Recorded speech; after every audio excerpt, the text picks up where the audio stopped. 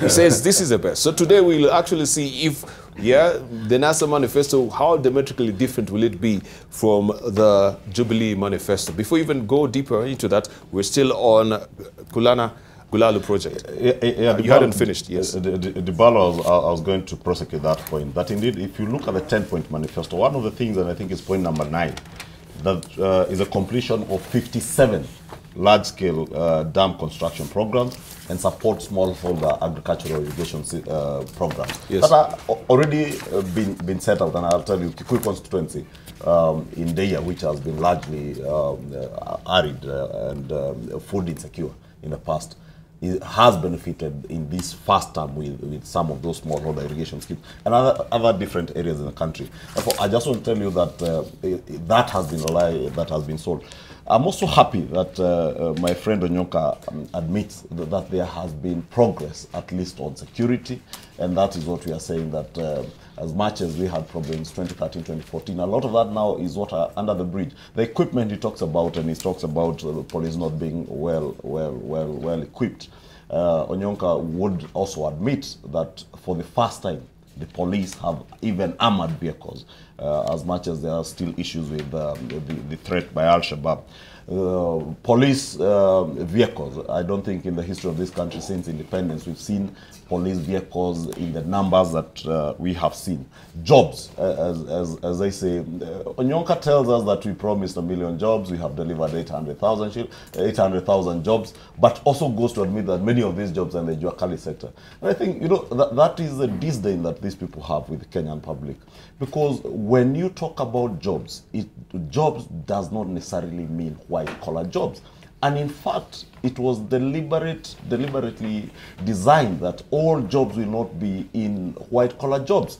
Look at our very aggressive investment in technical training institutes. These are not things that are training institutes that are training people to work in offices with ties. It is to make sure that we equip our youth with skills that they can work even within the Juakali sector. That now has been upskilled to 1.3 million jobs. And we're not just talking about upskilling to 1.3 million jobs. We are telling you how we will get there, from the training and the equipping of youth with skills to the apprenticeship program that is government-sponsored, that will be government-sponsored in the next 5 years, where you're taking about 100,000 youth and sponsoring them in industry so that they may gain the requisite experience to work in industry. Thank you. Let's hear from Kimani Wamatangi before we come to Joshua Kiptoo on this particular job issue as well, because from the manifesto you're saying that you create 1.3 million jobs every year and work with the county governments, industry, yes, in every to create an industry in every county. And then to establish a government-sponsored apprenticeship program of up to 12 months for all university and TVET graduates. What is so new with this? Because we know that there's this particular program also from the Public Service Commission that was actually launched in 2016. So how comes this is being encapsulated here in the manifesto as new, and we know this has been there in the pipeline, of course, with the Public Service Commission? There has been that internship program in the Public Service Commission. A bill that was sponsored by Johnson Sakaja. Yes. Well, Debarl, first, I read the expression on Jakoyo and Onyonka's faces. When you said that they were welcomed to copy the manifesto, I saw a slight grin on their faces, and that was it all. I mean, actually, we just want to confirm that you are indeed allowed. It is okay to copy it. It's been a good manifesto. You have copied it before, and I'm sure that's why you see there's quite a bit of reform in how now NASA is starting to address itself to issues, and especially now. And I said here in the last time when we were here, that at least the dancing on stage has reduced, and now you can hear of tangible talk. So that's how copying will transform them, as we transform the nation. Get ready to be transformed, and so to say. Now on this question that you asked, why is this there? And I wish you would, and I'm sure you will, Debarl, because you have to prosecute this on many forums, digest and understand the manifesto in its entirety. And you see, it is a broad-based roadmap in all sectors. It is not individualistic. And first, I think the first thing that one needs to note as an achievement, if you start from there, that from all the students who sat and wanted to secure a place in our universities, indeed, all of them that qualified were assimilated in the universities. All of them, the ones who sat last year. So what does that tell you? That at the end of that cycle, the demand to assimilate those number of students diversely in the economy will be huge. And what my colleague here was trying to specify is that pre-notion that everybody who goes to university must come out and get a job where they'll sit in an office wearing a suit and a tie and a blue tie and a shirt like you're wearing, Debarl. That indeed it is important, and note the difference here, that it is guaranteed that for every university student, once they leave, they will get that 12-month stint to sharpen their skills, prepare them for the job market, give them the necessary exposure that they require, whichever area they will be going into, and more so for this period, to empower them and capacitate them, they'll be paid. They'll be paid a salary of between 12 and 15,000. That's a pledge. So what are you saying to the young people of this country? You're telling them that you can go to college, come out of college, and you do not have to fear how you will hit the ground. The question is, within those 12 months, you'll be cushioned to learn, because remember, Debarl, even in a debate we had here earlier, there was a lot of contestation, and I'm sure that, and I know that's also part of what's happening in the transformation and reform in our education center. We argued here a lot that does the kind of education, the curriculum we have, does it support the reality on ground when we are releasing our young people into real life? And the answer has always been a resounding no. And that's what we're changing. Thank you. That we're saying, all right, but that when these young people are coming, now you can address them to the reality within that cushion period of 12 months of what they are really going to find. And if this put together with the reformation that's happening in the curriculum itself, then you can have people who will be assimilated into a system where they can be useful. All right, let's say from Kiptoo, because I asked you very well, I'm pressing for specifics, that this is an ongoing program within the Public Service Commission. What is so new with this particular manifesto? Let's say from Kiptoo, we'll come to not within the parameters, the scale, and the guarantee that has been offered now. I mean, the other one has been a program that's not only selective, but applied rationally. Thank you. All right, let's hear from Joshua. Just a quick clarification first, because you had asked the question of Galana Kulalu. If you look at page 52 of the 2013 Jubilee Manifesto, and in that section they are talking about agriculture and food security. To be specific, they mention a green revolution. Paragraph 3, they made it very clear, extremely clear. Within 5 years, put 1 million acres of land under modern irrigation and further expand agricultural production by employing modern technology on currently cultivated land and on the 2.5 million acres presently not in use. So it is wrong, it is false for them to say right now, it was never our plan to do Galana Kulalu, there are million. It is false, it is wrong. Why then did we put money? I would rather even them to be honest. I've even picked areas. Wait. It was the signature project. That is why money was put into the project. Now, I would rather even them to be very honest this way. If you look at page 60, transport and infrastructure, when you talk about their blueprint for 2013, it would be so simple for them to sell something like develop the necessary policy to ensure safety of all transportation system. Talk about NTSA. We will listen to that. If they can talk about complete the expansion of JKIA and make it a regional hub, we would listen because it is there. They can't even argue. They'll just tell us, we did it. We'll say, yes, we saw it and it was done. So when it comes to such specific policy, Debarl, and I've said about the problem with the Jubilee government, when it comes to the policy presentation, absolutely marvelous, good. But when it comes now, a simple case of implementation, questions arise. If I can pick up on the issue of internship, there is a wrong presumption here that we say we have graduates who can't work. That's a lie. We are all graduates. The only thing I would acknowledge and I would appreciate, the 100,000 internship is a good idea. There is no problem about that. In fact, in my profession, it is already in action. There is nothing new they will do because our own have to go through the internship program. So when the government comes in and guarantees 100,000, it is perfect, it is okay. But there is one question, for how long? It is 1 year program. Beyond that, what are we asking for? The young will be asking for the jobs. We've not even been asking for the white collar. The white collar thing is out of equation. My generation, under 30 years, do not think of white collar. To be specific, if you look at graduates right now, they are not so much excited about going to an office. The only thing they're asking for, give them a policy foundation. In what way? Kimani said it so well. If you go to YouTube and pick that piece of conversation he mentioned in this platform, it almost has 500,000 views. Why? He was so particular as to what we need to do. Transformational. In fact, if you look at the 2013, manufacture sector was to be a takeoff. Have we had any takeoff for 5 years? So that in 2017, if indeed we put in 100,000 interns, in 2018 we do 100,000 interns, what happens in 2019? We haven't done manufacturing.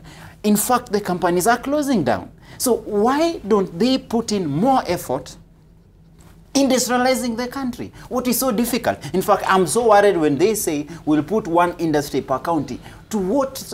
Give us the specifics. What particular industry? Right. The government is in charge. Let's hear from Onyonka. So we'll come to you. Yes. Thank you, Debarl. Again, I'm supporting my brother here. Anybody who went to an economics class will tell you this. There are three things you do in terms of economic development. You increase production.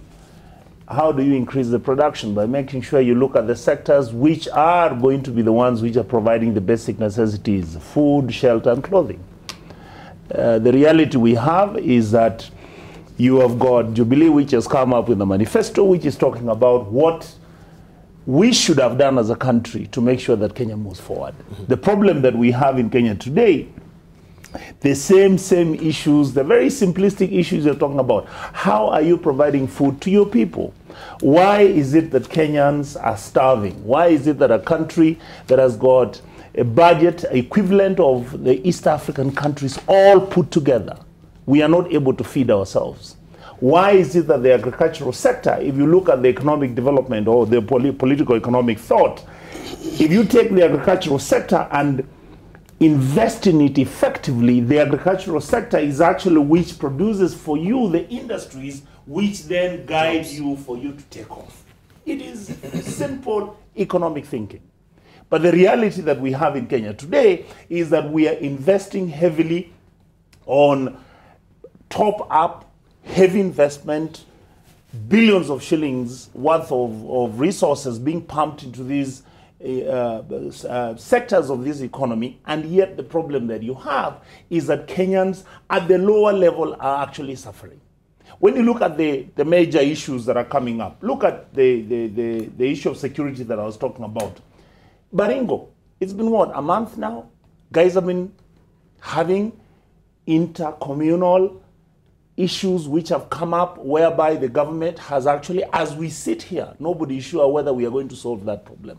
The question becomes, why are our security forces not able to solve the problem that is existing in the northeastern and northwestern areas of Kenya? When you come to the youth issue, which I had discussed earlier but I hadn't finished, one of the most wonderful economic and social transformative program that the Jubilee government had was the National Youth Service Program.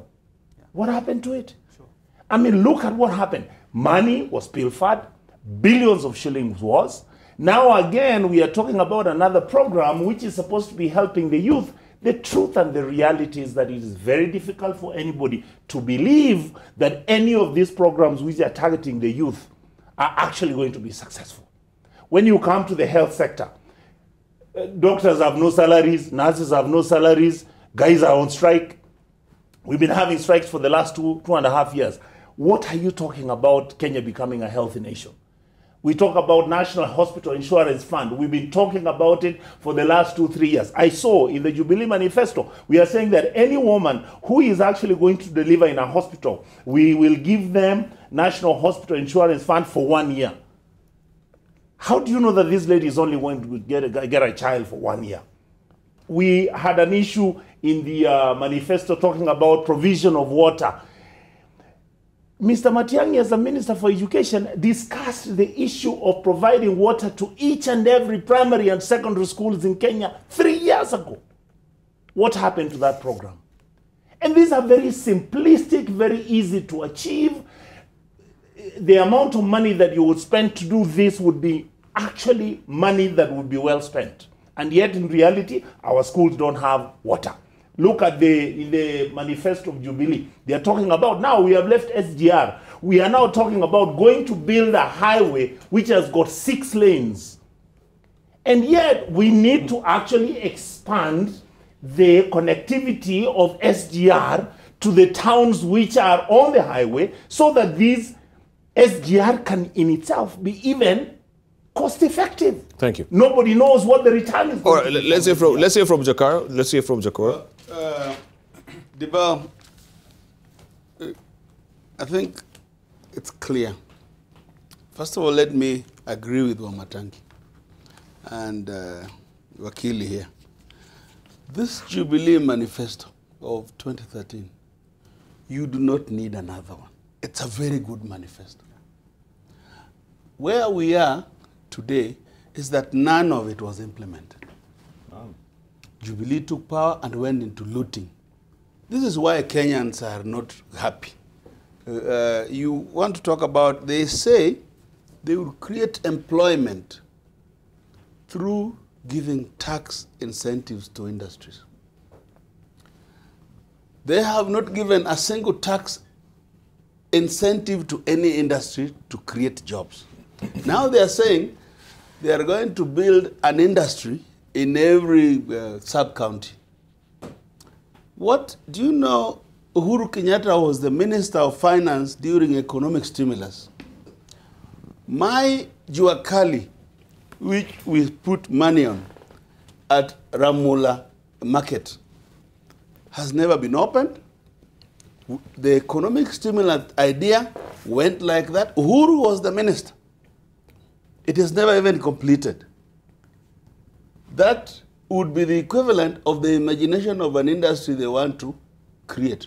But this is a serious private investor. The president is a serious private investor. Why do you want government to create industries? Why can't you make it easy for private people to develop industries so that Kenyans can pick employment? You know, to tell me that a university graduate, yes, there are many people, there are more university graduates today who are self-paying. You are telling them you want to pay them 15,000 shillings. What are you telling Kenyans?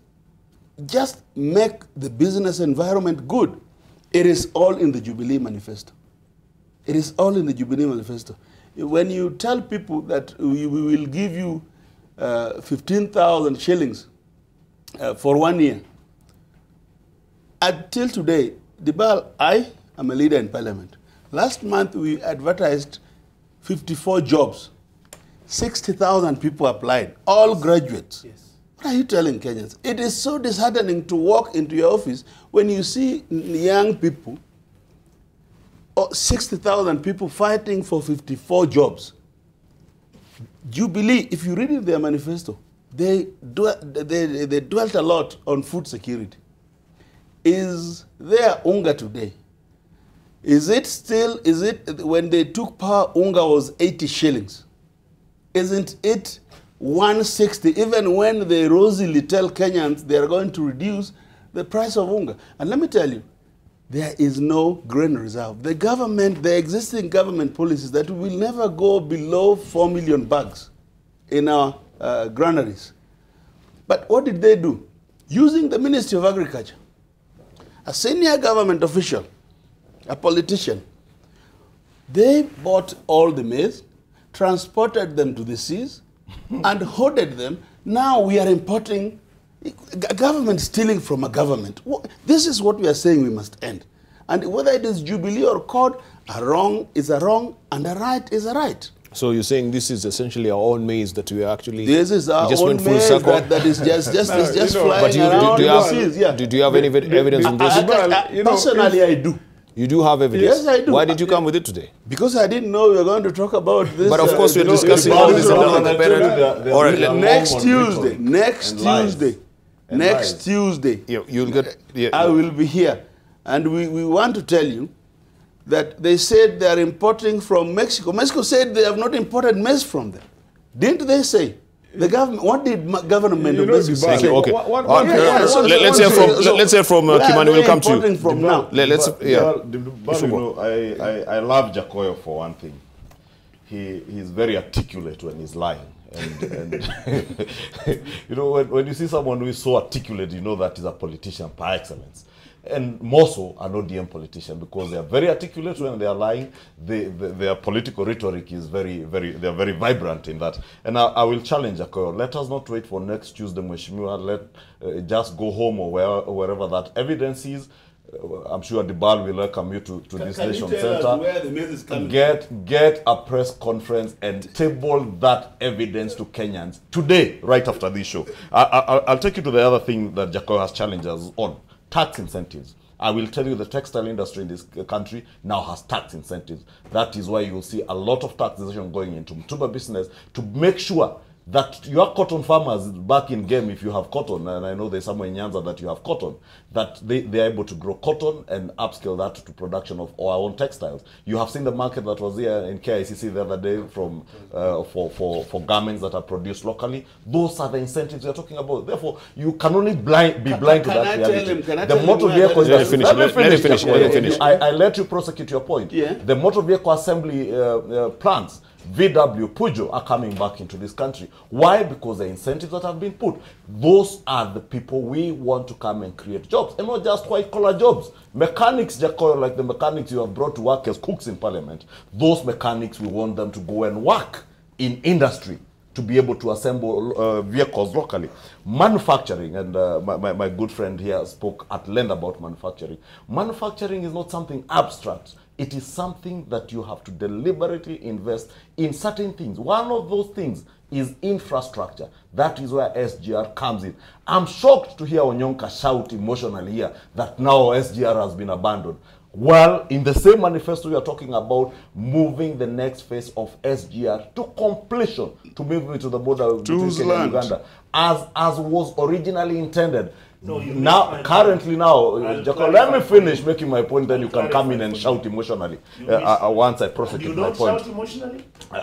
Let me make my point, then we will allow you to shout after I make. Okay, let him finish. The point I'm making, we will allow him to shout. All right. Manufacturing, I was telling you, has to ride on certain infrastructural investments.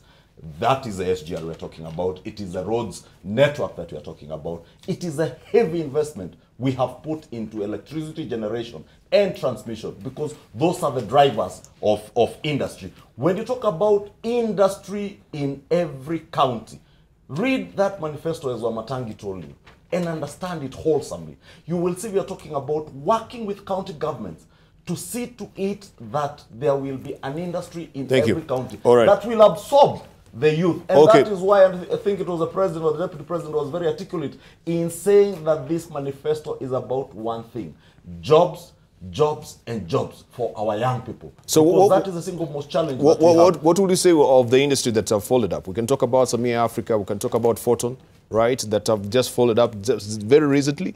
We talk about these jobs that the economy is growing by 5.8%, but when it comes now to the reality on the ground and translating that to jobs is not really happening. Very briefly. Okay.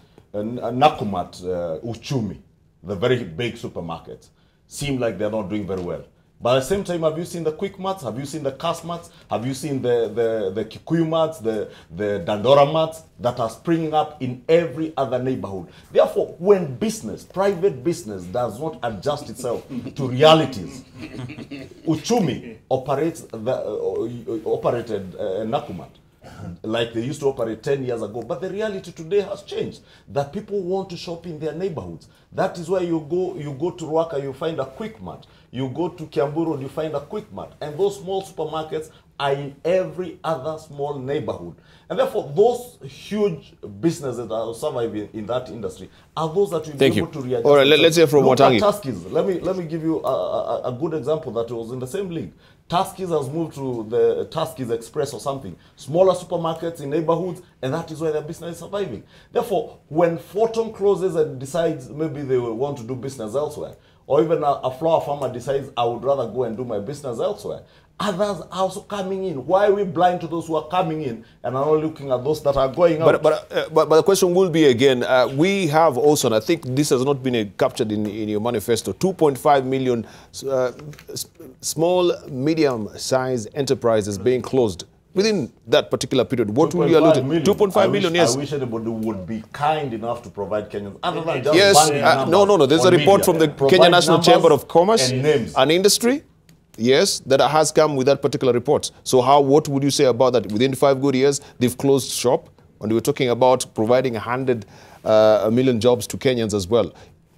Let's see. I'm telling you, I would wish to say that because it's just media. It is just media? No, there's a full report. We can provide the report from the Kenya Chambers of Commerce. Yes, we do have. Let's hear from Wamatangi. Debarl, let me say from the onset, I would want us to have some ground rules on how we engage in this debate. Now, if you bring a document like a manifesto and you say, let us expound on the manifesto, can we agree that the rule is we restrict ourselves to the manifesto? Not only to the manifesto, but to talk that is relevant. Now, if we want to be politically either correct and shout and introduce rhetoric, then we can move to that phase. But if you are talking about issues that affect Kenyans, then let's go that way. Now, on this issue, there's an issue here that has been thrown here and there by my colleagues there, and it is saddening. It's saddening. I would like to, with a lot of humility, invite the two gentlemen at that corner to take just some few lessons in how do you look at and summarize the effect of an economy, and especially when you go to the end tail of the industrialization or the positioning of an economy as far as industrialization is concerned. Because you cannot, and Debarl, I'll fault you for this because you've made the same comment twice. We had this debate here the last time with you. Yes. There is no way you can look at an economy wholesale and then pick on one company and say that Forton closed or whoever closed. That is not the way you judge the performance of an economy.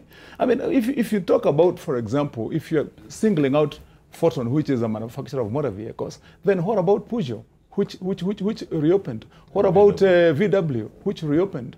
What about all the others that have reopened here in this country? And you see, there's a completely different set of factors that influence or that would be used to judge the performance of an economy if you're talking about industry. And I'm passionate about industries. The clip that our Kili was referring to is when I was speaking about industries and the effect they have on either creating jobs or joblessness. But can we be clear about a few things when you talk about, is the Jubilee Manifesto just talk that is empty or reality? It is reality. I'll tell you one thing, and numbers don't lie. And this is not judgment that is imposed by ourselves on what the performance of Jubilee has been. Remember that as of now, actually last year, globally, Kenya was ranked. It was confirmed to be the third most improved economy globally, and not by ourselves, not by Jubilee. I mean, a global index that said in the entire of all the countries in the world, Kenya is the third most improved economy. Remember, when the index of judgment was being done on performance of economies, Kenya was ranked twice in a row, to be the second most attractive foreign direct investment destination in the whole of Africa.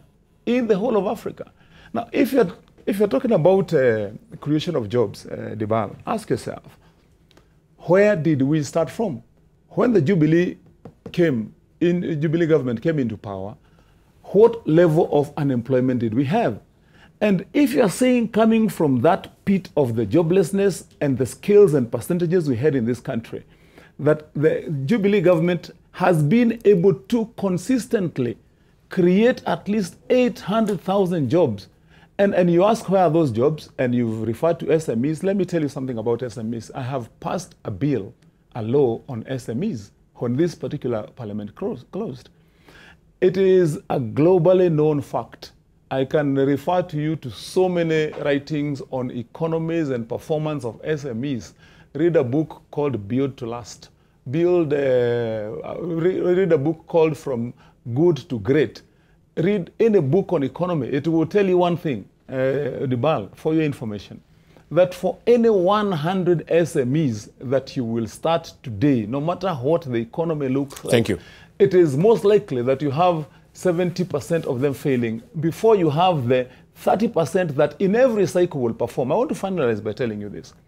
In the SME industry in Kenya right now, within that span of Jubilee administration, more than 25 billion shillings was moved within those SMEs to effect more than 25 million people all around those SMEs. And what you're saying is, when you have this kind of effect, do you have an effect on the economy? I ask you a question.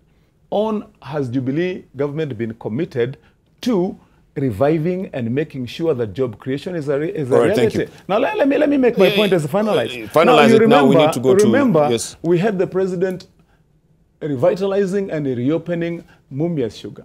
He went to Pan Paper. We did quite a lot of work to ensure that the leather industry, EPZ in Machakos, affecting more than 7,000 small-scale leather dealers, has been put up.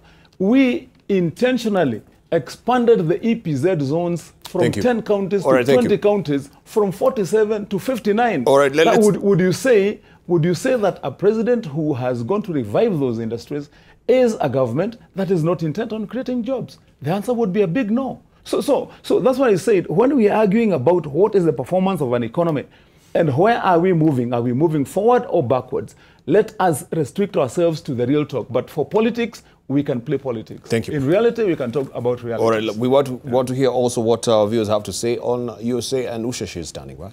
Usha?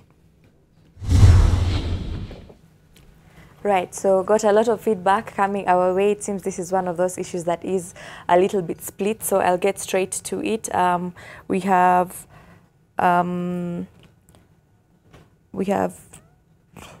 sorry, I think I seem to have lost the page, so I'll just move on to Twitter and come back later. We have Ben who says, Jubilee are trying to paint the donkey black and white, hoping that it will become a zebra. Resist, reject, and eject. We also have Kithuka who says, well-presented manifesto, Uhuru Ruto Tano Tena. We have Machiavelli who says, we want a government that will give us not just development, but most importantly, sustainable development. That is not the Jubilee government. We also have Nyuka who says, the internship program planned by the Jubilee government will just be another NYS scam. Watch this space. We have Abdul who says, how will NASA realistically provide free education immediately after election in September? Paul says, manifestos give a glimpse of the party's plans, so let's give them time. We have Samuel who says, the Sigiri Bridge is one of the signs how rushed promises fail people. To be frank, I give you 35%. We also have Robert who says, is it a mere joke to say graduates will have an internship for 12 to 18 months? Then what next? I don't know. I think that Joshua Kiptoo had touched on this a little bit in terms of exactly what does happen next after the internship program. We also have Eric who says, why come up with another manifesto yet you have not implemented the 2013 one? I have not seen anything important for me as a youth. And finally, we have Victor who says, Midiwo, let's for once appreciate what Jubilee has done, and please copy that internship program. It will push your politics miles. So Midiwo, would you like to answer to that, seeing as he has specifically pointed you out? That copy the internship program. I was in Ghana last week. Every youth from the university has to work somewhere to get relevant experience, which is related to what they're doing, and largely in the government sector. It is a good thing. There is no reason to reinvent the wheel. Just go see how they're doing it.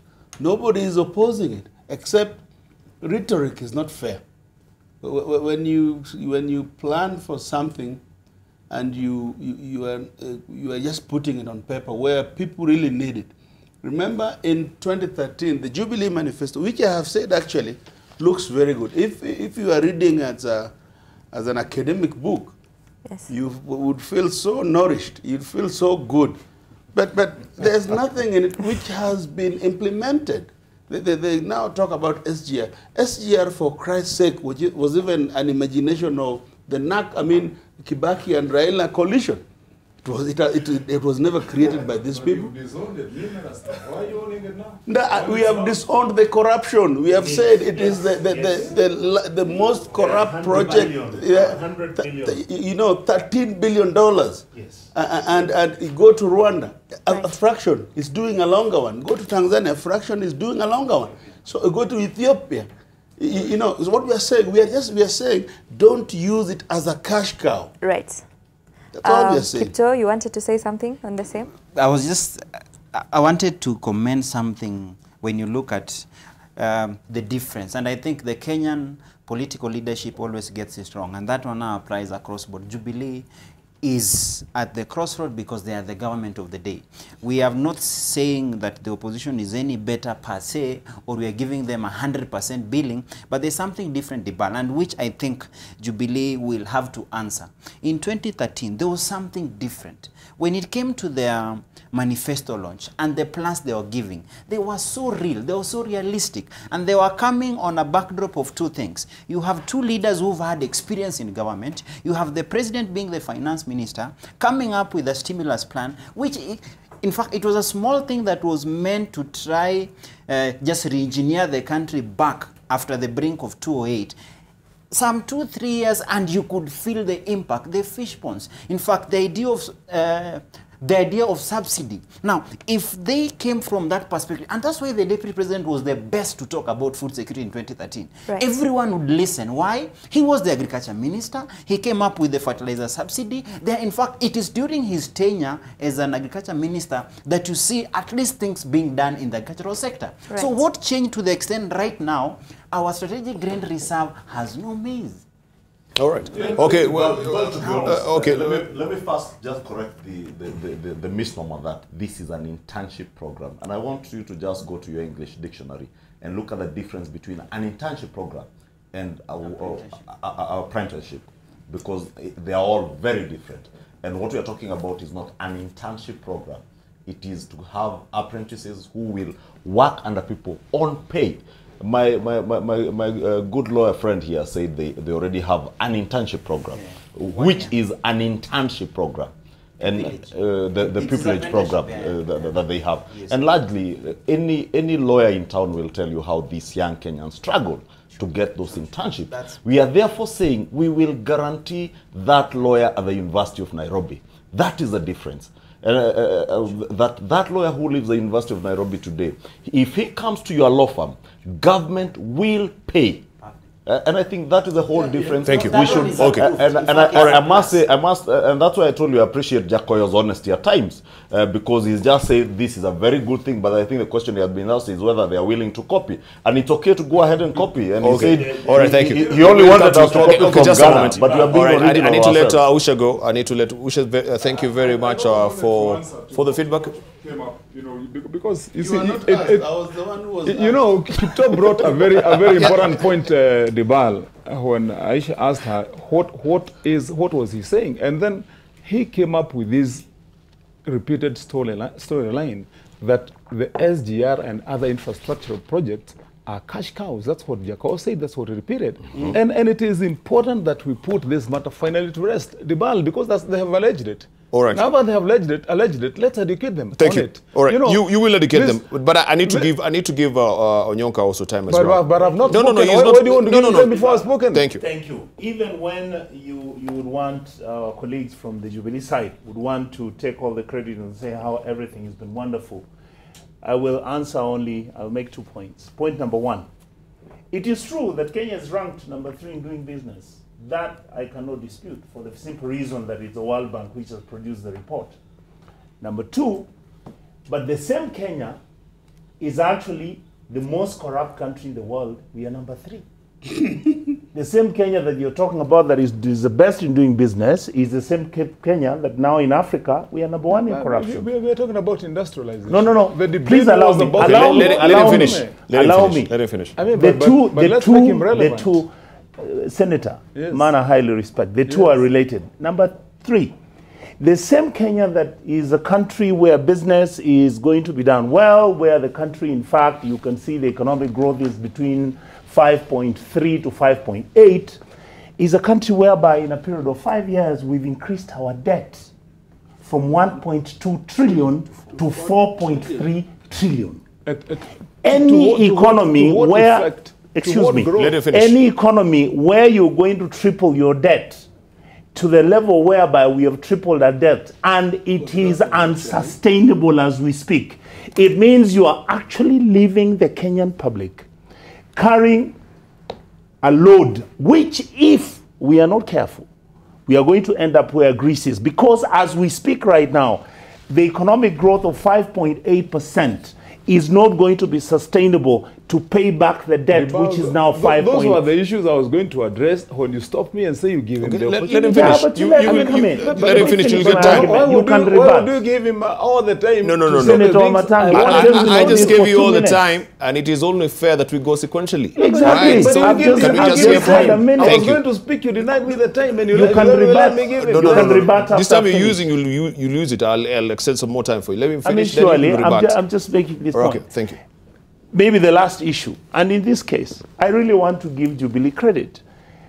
The money that is being given to the most vulnerable, which is the elderly, which has been 800,000 Kenyans. In fact, I would have wished for me, because you are talking about people who are above the age of 70. If you go to my constituency, I'm only able to give 500 people this amount of money. I would have wished, in fact, that Jubilee would have pushed the number from the 800 they're talking about. They're saying they're going to increase it to 1.4 million elderly people. I wish we would have increased it even up to 5 million. And at the same time, the issues that are being raised, and I want to make this point to our brothers, I don't think that we are sitting in this radio station to try and justify or legitimize NASA in terms of being a better outfit than Jubilee. I think our responsibility as leadership, as people who have been elected and people who have been in parliament, is to come and put out these issues because the Kenyan public is aware of these issues. Thank you. Yes. All right, thank you. Let's hear from Wamatangi very briefly right now. Very briefly. Briefly after very briefly. We give him a well of time. Debarl, you have to be a fair arbiter in this debate. You have to. No, that's not a joke. You have to be a fair arbiter in this debate. Yes. Because no. Because you see, there is no way. No. You know, I was going sequentially. You butted in when someone else was speaking. I think we need to reinvite Miguna in this panel, because Miguna is the one who really is on your case on this one. Because and actually, in most cases, he has told you of Debarl on this.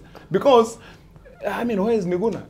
Is he abroad? Okay, can we just continue the conversation, please? Yeah, because we're strapped for time, please. So please, and then when we have to speak, give us the time the way you are giving. If you don't butt in when someone else is speaking, then I'll give you all that time.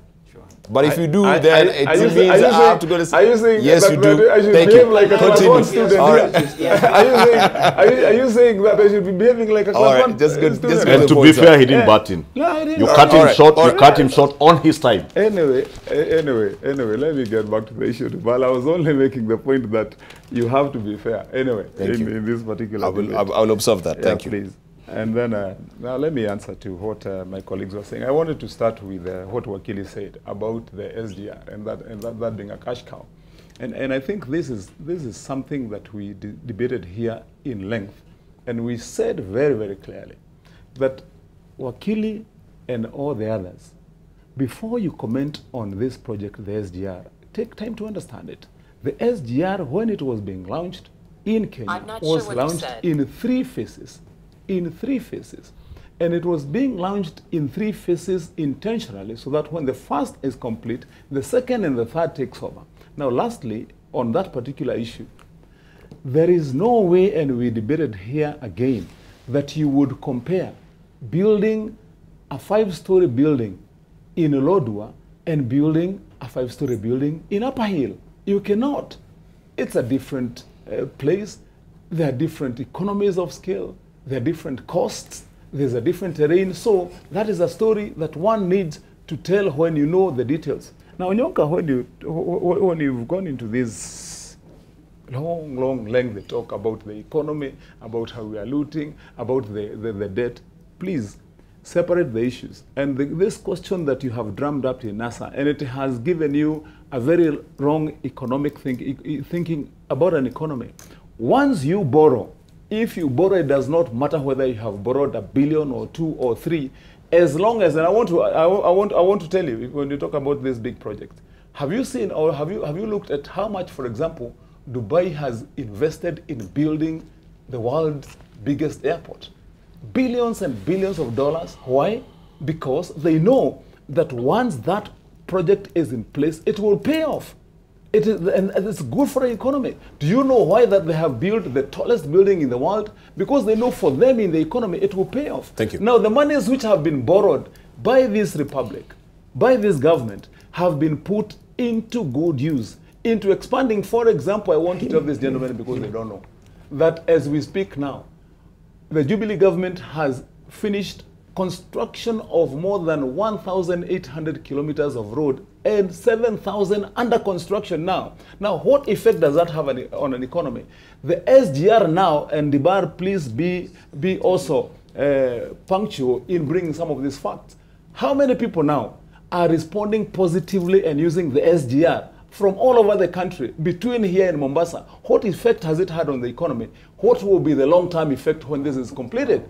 I mean, if you look at the completed projects of our expanding of the airport, the refurbishing and recommissioning of the ferries in Mombasa, thank you, the expansion of the jetties, all right, what economy is it going to have? Thank you. I have 2 minutes to go. What will it have on the economy? The point is, I'm making that you can borrow and invest responsibly, and you will have a payoff. Thank you. And that must is be what sustainable. long-term planning is about. All right. Borrowing must be sustainable. As we're winding up, But I want to take 2, please. 2, I have only 2 minutes to go. An economy which is good to guide this debate. When he says the economy is better off, milk was 40 shillings when Jubilee took power. It is now 70. Sugar 85. It is now 50. It was more expensive in 2009. Unga was 80. It is when now Raila 160. was Prime Minister. Paraffin was 60. It is now 100. This debt of the 4 trillion includes the Eurobond, which was 300 billion. It never set foot in Kenya. It found its way in private accounts. Back to SGR. The things we are questioning, and I wish Wamatangi would also help his government for questioning. The SGR, the colossal sum spent included electric trains, not diesel locomotives. We are also questioning how the land was bought. But where did you read about electric trains? Now, why did you read about the electric train? You were not even there when it was conceived. I was in government. All right, just a moment. Let him finish. You are just interrupting. It's unfortunate because now today we have 2 Wamatangis. We have the one from Kikuyu and the one in Senate. Wamatangi 1 and Wamatangi 2. And also just okay, just finish because we're strapped for time. The government, a liter of petrol was 169 bob. You know, Rwanda, for a cheaper, longer truck, is going to put electric train. Didn't you see Kagame laughing at Kenyans the other day? The reason what you are talking about Dubai and international world-class airport is they are doing it because there is no corruption. All right, thank you. 30 seconds for you. Yeah. It's 30 seconds. 30 Debarl, seconds. I'll just tell you, I saw President Kagame congratulate Kenya on the launch of SGR. I didn't see him laughing. I will tell you the dynamics in Kenya in terms of land and who owns land and whether you compensate land for railway building is different from the case in Ethiopia, in Rwanda. And also, look at the difference in terms of what metric tons can our SGR carry. Thank you. And that is compared with in Ethiopia. Thank you. Lastly, he has said that petrol was 60 shillings during the Nusumkata government. A lie. Jakoyo, kindly be honest. You said Unga was 80 shillings. It was when 60. we all know it was 130 shillings when we took over. Thank you. We also know the Thank truth you. about what happened in this country in matters to do with Joshua drought Kiptoo. last year and this year. 30 seconds, please. My simple analysis to the current political leadership in Kenya is that Kenyans are tired with talk and rhetoric. It's a question of actions. And I think, in fact, the main thing that lacks at the moment, Debarl, is people who can get the job done. Not just plans, manifestos, just getting it done. That's why it is always sad. In a classroom, we will read this, we will even discuss about it. But as to whether they are being implemented is a question. If we can get a leadership, whether opposition or government, that can be able to take up and just do it, which it can be seen, then we'll be okay. Thank you. Onyonka, 30 seconds, very briefly. Last comment I would like to, and this goes to my brother, Mheshimiwa, no, Ichung'wa. My name is Kimani. Wamatangi Sorry. too. No. Number 14402. Your 30 seconds are being... Ichung'wa. Yes.